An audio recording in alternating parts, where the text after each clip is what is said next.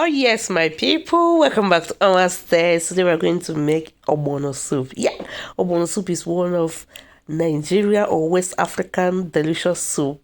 You may not like it, but this Ogbono soup, you have a long way to go to give you that taste that you need to enjoy your fufu, your semo, whatever. So let me show you how I prepare this Ogbono soup without any seasoning. I think it's something interesting you would like to know. So I have in the bottle here, I have my crayfish, onion, habanero pepper, and I'm adding in some dawadawa. This dawadawa is oil beans and okpeni. Okpeni is traditional seasonings from the eastern part. So this dawadawa, you can easily get it anywhere. So I have pepper, onion, crayfish, dawadawa, and Cameroon pepper with habanero pepper. I'm going to blend them until they are so smooth. This quantity, I added 3 okpeni, which is what is serving as a seasoning in this soup. I added 3 of it and I added half of dawadawa. I roasted them to bring out a good aroma from them, and it makes sense. So after blending them, I'm going to add some stockfish to my meat. I am using beef to prepare this. Already I am grilling some stockfish stockfish in the air fryer. So the ingredients I just blended together, I will pour them in the meat, and also I will add some other spices that I had already. I'm going to make a video of how I prepare these native spices. I'll add a little of them. So you are going to make sure that you add some spices that will bring out the taste of this ogbono soup. Hence, you are not using seasoning cubes or Maggie to make it taste sweet. So you must look for something to bring it out. So here again, I have another crayfish, about 120 gram of a crayfish. I'm pouring that first, and I'll go ahead and pour my well cleaned ogbono. I added a little uzizza seed to it as well. Sorry you didn't see that. So shaking back to our proteins, I'll be adding water to them because it will boil and bring out some juices from the meat. So the ogbono is ready. It took me a little time to blend it this way because they were, getting stiff.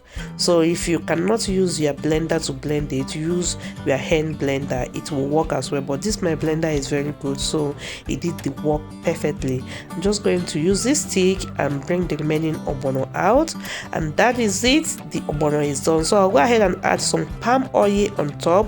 So after that, you can stir it, but there's no need of stirring it. I tried to stir it and I stopped.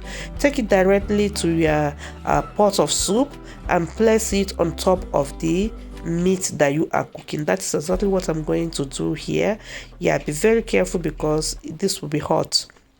Cover it and allow it to keep boiling. This is the bitter leaf I will be using. This is well washed. I'm just taking them out of the freezer. Next, I will go ahead and continue shaking on the soup while I soak this bitter leaf in the water to remove the ice in them. And you can see the ogbono is very soft now. Gently and carefully take them out of the pot, yes, because it's very hot. After that, I'm going to add the remaining ingredients that I blended earlier. You need this, just keep adding them little by little. I'll go ahead and stir the ogbono and add them into the soup and allow them to continue cooking. This process is also very good way to cook ogbono. You don't have to be struggling with some lumps because the oil have already done the work. So after that, stir it a little to go through around the pot and cover it to continue cooking.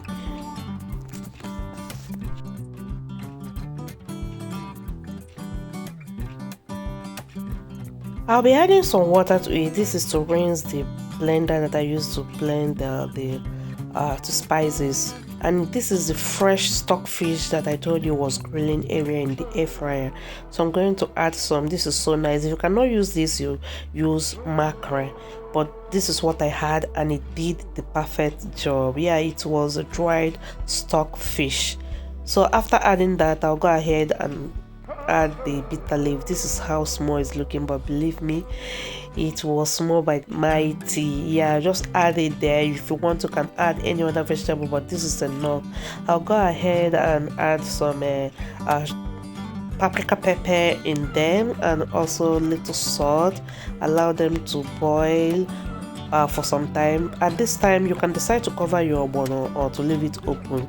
Whichever way you want to do that is okay, totally fine. So I'm going to stir everything to combine. I definitely love the consistency of this ogbono. I like the way it drew, and this is it. This ogbono is looking very nice, and it tasted, oh my goodness. Ask someone that ate this, they will tell you the truth. It tasted so good. Thank you so much for watching today's video. I truly appreciate, as always. As usual, the water is already boiling to prepare some fufu to enjoy it. Let me know which swallow would you love to use and enjoy this ogbono. Some people like using eba, but me, I don't like using eba to eat it.